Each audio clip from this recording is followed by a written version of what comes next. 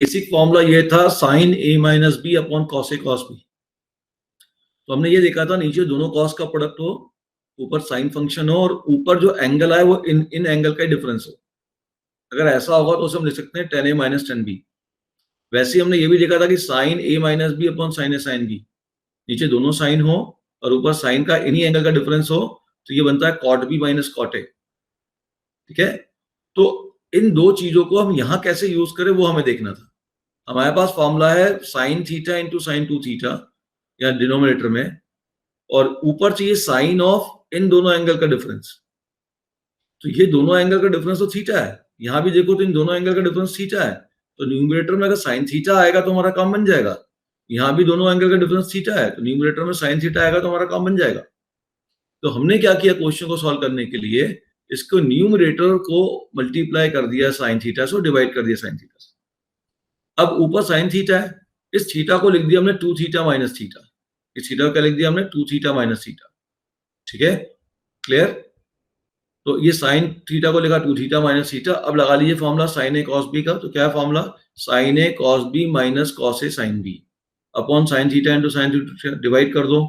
Sign से sine cancel, cos upon sine कितना हो गया देखो, ये हो गया cot theta minus sine two theta या साइन थीटा कैंसिल, ये हो गया कॉट टू थीटा।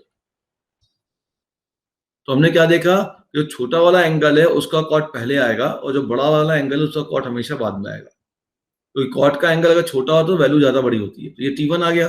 वैसे ही बताओ T2 क्या बनेगा। T2 क्या है, T2 भी है आपके पास sine theta upon sine two theta into sine three theta. तो ऊपर वाले साइन को क्या लिख दोगे बताओ, ये हो गया sign two theta into sine three theta. ऊपर वाले साइन को लिख दोगे sign three theta minus two theta. तो छोटे वाले एंगल का कॉट पहले आएगा, तो जाएगा cot two theta minus cot three theta. Similarly अगर आप T3 लिखोगे तो हो जाएगा cot three theta minus cot four theta. यही प्रोसेस कंटिन्यू कर दो। इसका nth टर्म क्या होगा बताओ, nth टर्म आप निकालते हैं। अब देखो ये कौन सा टर्म था, थर्ड टर्म था। थर्ड टर्म में हर जगह चीज थ्री आनी चाहिए थी। यहाँ पे एंगल क्या है, थ्री थीटा है, ठीक है। यहाँ पे फोर थीटा आया, मतलब थ्री से एक ज्यादा, तो थ्री प्लस वन थीटा। यहाँ सेकंड टर्म में देखो टू थीटा है और थ्री थीटा है, टू प्लस वन थीटा। तो nth टर्म में क्या आएगा, nth टर्म बनेगा इसका साइन थीटा से मल्टीप्लाई कर चुका हूं मैं, अपॉन एक तो जो एंगल था वही आएगा साइन एन थीटा और एक उससे ज्यादा आएगा। अब इसको सॉल्व कर दोगे तो ये इसी तरीके से पहले छोटा एंगल आएगा इसमें, तो जाएगा cot of n theta minus cot of n plus one into theta. अब इन सबको ऐड कर दो, तो इन सभी को ऐड कर दो, T1 plus T2 plus T3 up to Tn। सबको ऐड करेंगे तो क्या होगा ध्यान दो। पहला टर्म क्या था, पहला टर्म था, मैं ब्रैकेट में ऐसे लिख रहा हूं, cot theta minus cot two theta. दूसरा टर्म क्या था ध्यान से देखो, दूसरा टर्म था cot two theta minus cot three theta. तीसरा टर्म था ध्यान से देखो, cot three theta minus cot four theta. और लास्ट टर्म है, ध्यान से देखो, cot n theta minus cot n plus one into theta. अब आप ध्यान से देखिए कि यहाँ पे बहुत ध्यान से देखना, कौन किसको काट रहा है वो देखना है, कौन किसको काट रहा है। तो बाद वाले ब्रैकेट, ऐसा देखना होता है बाद वाले ब्रैकेट के किस टर्म ने पिछले वाले ब्रैकेट के कौन से टर्म को काटा। तो बाद वाले ब्रैकेट के देखो फर्स्ट टर्म ने पिछले के लास्ट को काटा, बाद वाले ब्रैकेट के फर्स्ट टर्म ने पिछले वाले के लास्ट को काटा, तो बाद वाले ब्रैकेट के फर्स्ट टर्म ने पिछले वाले के लास्ट को काटा। तो ये सब कट गए, केवल फर्स्ट और लास्ट बचा। तो फाइनल आंसर हो जाएगा आपका cot theta minus cot n plus one into theta, one upon sine theta पूरे के ब्रैकेट के बाद, तो this much divided upon sine theta. ये आंसर आएगा। क्या है question 33, cos of x minus y दिया ना उसमें, तो cos of x minus y plus cos of y minus z plus cos of z minus x is equal to -3/2, then you have to prove that, क्या prove करना है, cos x plus cos y plus cos z equal to sin x plus sin y plus sin z and this is equal to 0. ये आपका IIT mains का question है बच्चों, IIT mains का question है ये। तो अब ये क्या क्वेश्चन में कहा गया उसको समझिए ध्यान से, और जब तक क्वेश्चन को नहीं समझेंगे तब तक काम नहीं बनेगा। तो क्वेश्चन में क्या कहा जा रहा समझो, उसने कहा है यहाँ पे ध्यान दो, कॉस में x माइनस वाई, मतलब यहाँ पे कॉस के अंदर एंगल एक साथ है सब जगह, और यहाँ पे देखो cos x एंगल अलग है, cos y एंगल अलग है, cos z एंगल अलग है, यहाँ एंगल अलग अलग होगा।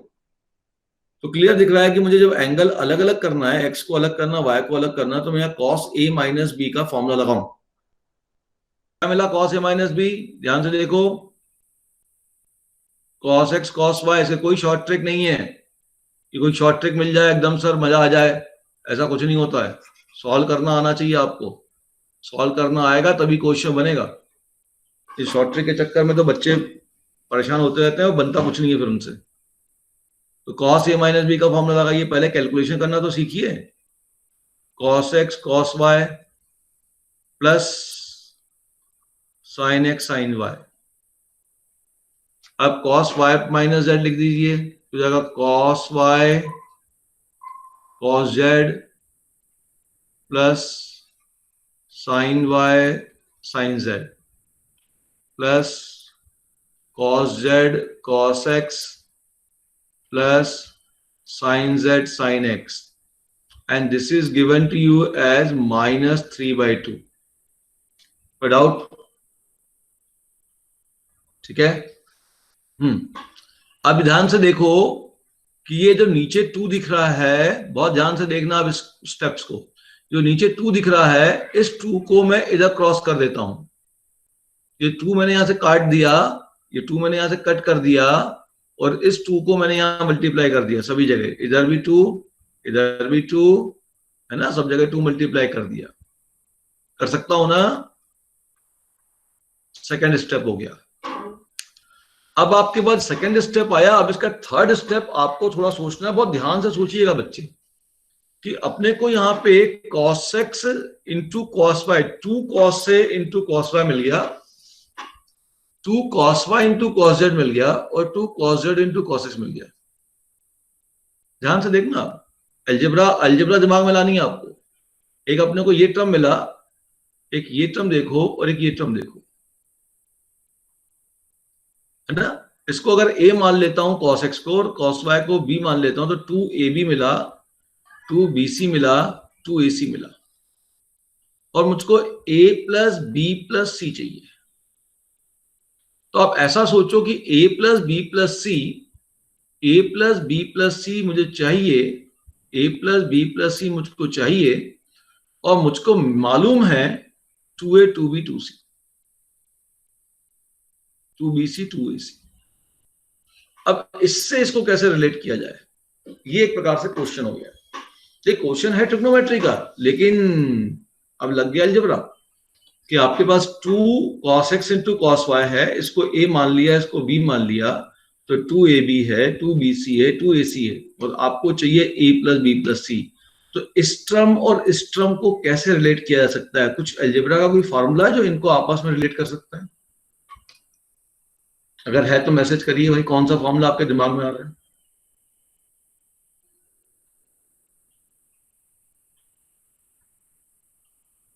क्या कोई ऐसा अरे अलजेब्रा में कुल 9 तो फॉर्मूले हैं भाई, तो 9 में से कौन सा फॉर्मूला है जो a प्लस बी प्लस सी और 2a 2b 2c को आपस में कनेक्ट कर पाए? अच्छा, a प्लस बी प्लस सी को अगर कनेक्ट नहीं कर पाए, अगर a प्लस बी प्लस सी को कनेक्ट नहीं कर पाए तो कोई बात नहीं, a प्लस बी प्लस सी के स्क्वायर को कनेक्ट कर ले। कोई ऐसा फॉर्मूला जो a प्लस बी प्लस सी के स्क्वायर को 2a 2b 2c से कनेक्ट कर ले? अरे किसी को तो कनेक्ट करे ना भाई, है ना फॉर्मूला? क्या है? a plus B plus C का होल स्क्वायर क्या होता है? a square plus B square plus C square plus 2ab plus 2bc plus 2ac। Sir एक चीज तो समझ में आ रही है, कितना अच्छा क्वेश्चन पूछा ना,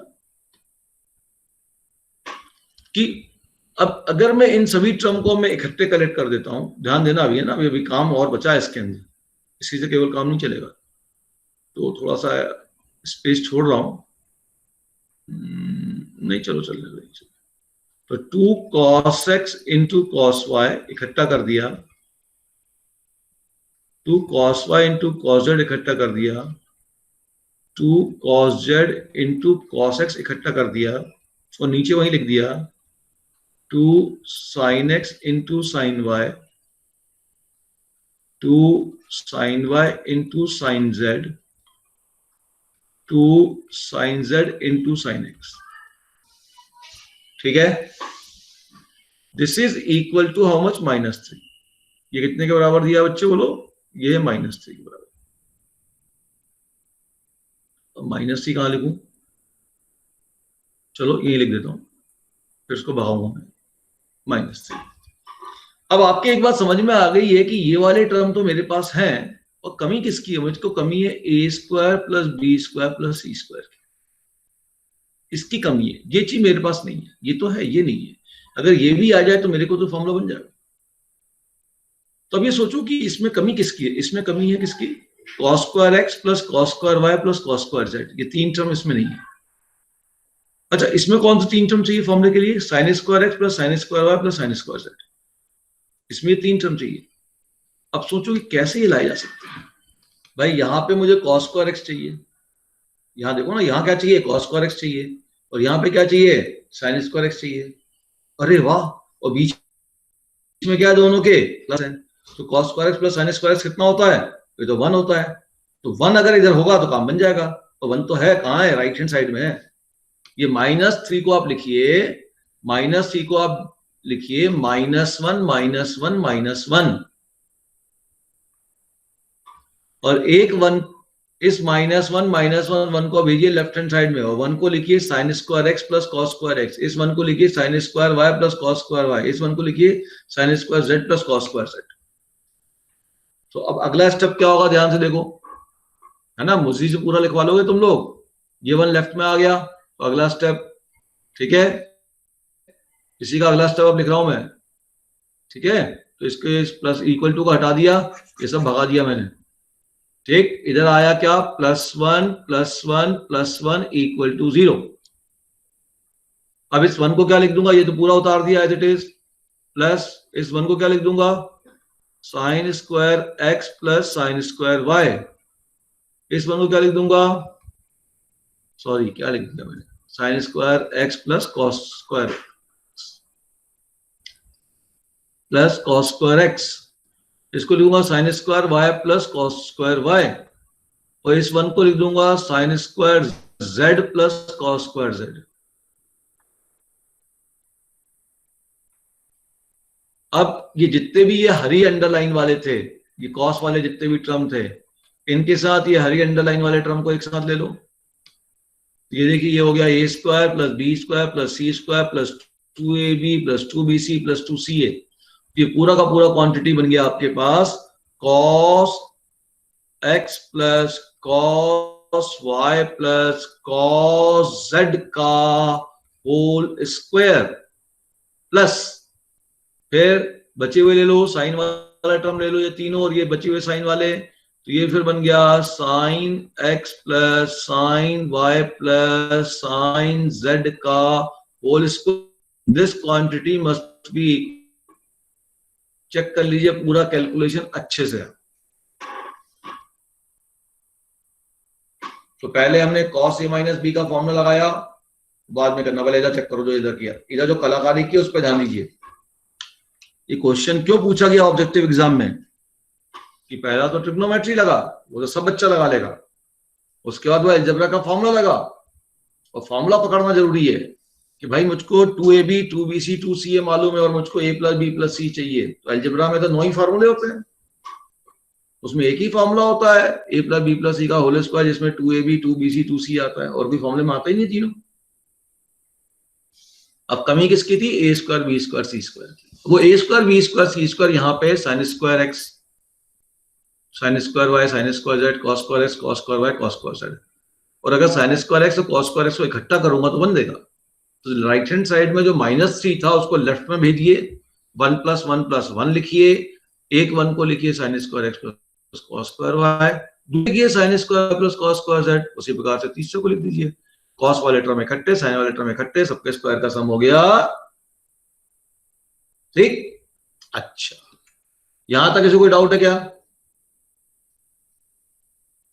यहां तक कोई डाउट है किसी को? अच्छा, आप मुझे एक क्वेश्चन का जवाब दीजिए, आप लोग सब लोग अच्छे से जवाब देंगे। सपोज कर लो कभी ऐसा आ जाए तुमको कि सब ए स्क्वायर ऐसा आ जाए, हरी हरी लाइन, मोटा मोटा, कि ए स्क्वायर प्लस बी स्क्वायर 0 है और ए और बी कोई रियल नंबर है, कॉम्प्लेक्स नंबर नहीं हो सकता, तो ए और बी क्या पॉसिबल है? तो देखो, ए स्क्वायर प्लस बी स्क्वायर 0 है, और अगर मान लो ये रियल नंबर है, कोई भी रियल नंबर है, आप पुट करके देखो ना, कोई रियल नंबर लो, उसका स्क्वायर करोगे, किसी भी क्वांटिटी का स्क्वायर करोगे, हमेशा पॉजिटिव आएगा। तो ए स्क्वायर तो एक हमेशा एक पॉजिटिव वैल्यू देगी, देगी कि नहीं देगी? प्लस बी स्क्वायर भी एक पॉजिटिव वैल्यू देगी। दो पॉजिटिव वैल्यू का सम कभी 0 हो सकता है क्या? दो पॉजिटिव वैल्यू का सम कभी 0 हो सकता है क्या? तो पॉसिबल ही नहीं है भाई। जब आप स्क्वायर करोगे तो ए स्क्वायर एक पॉजिटिव वैल्यू देगा कि नहीं देगा? बी स्क्वायर भी एक पॉजिटिव वैल्यू देगा कि नहीं देगा? अब बताओ, दो पॉजिटिव वैल्यू का सम क्या 0 पॉसिबल है? ये तो नॉट पॉसिबल है। तो ये कब पॉसिबल होगा 0? जबकि ए भी 0 होगा एंड बी भी 0 होगा। जब ए भी 0 होगा एंड बी भी 0 होगा, ए भी 0 होगा एंड बी भी 0 होगा। इसी बात को लिखने का एक और तरीका होता है कि a = 0 = b, ए भी 0 एंड बी भी 0, a = 0 = b या a = b = 0। तो देखिए, बिल्कुल यही चीज यहां पे आ रही है, cos x cos y cos z, इनकी वैल्यू तो -1 से 1 के बीच में होती है, तो ये रियल वैल्यूज हैं, इनका स्क्वायर कर रहा हूं। sin x sin y sin z, इनकी वैल्यू -1 से 1 के बीच में रियल वैल्यूज हैं, इनका स्क्वायर कर रहा हूं। दो क्वांटिटी का स्क्वायर कर रहा हूं, भले ही अंदर की वैल्यू नेगेटिव आ जाए, लेकिन स्क्वायर होने के बाद तो पॉजिटिव हो जाएगी ना। इसकी वैल्यू भले नेगेटिव हो जाए, स्क्वायर होने के बाद तो पॉजिटिव हो जाएगी।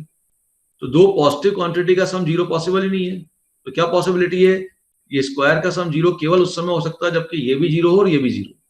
तो पॉसिबिलिटी केवल ये है। So the relation 1 is only possible, आप ऐसा कह सकते हो।